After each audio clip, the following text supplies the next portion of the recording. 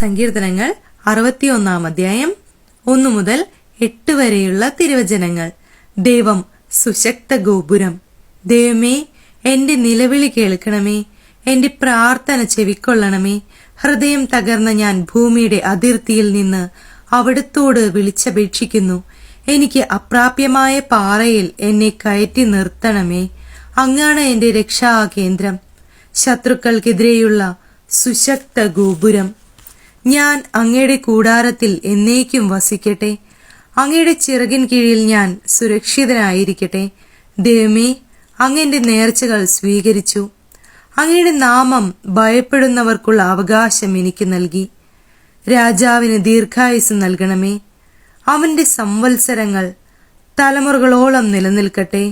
ദൈവസന്നിധിയിൽ അവൻ എന്നേക്കും സിംഹാസനസ്ഥനായിരിക്കട്ടെ. അവിടുത്തെ കാരുണ്യവും വിശ്വസ്തതയും അവനെ കാത്തു സൂക്ഷിക്കട്ടെ. അപ്പോൾ ഞാൻ അവിടുത്തെ നാമം എന്നേക്കും പാടിപ്പുകഴ്ത്തും. അങ്ങനെ ഞാൻ എന്റെ നേർച്ച ദിനം തോറും നിറവേറ്റും.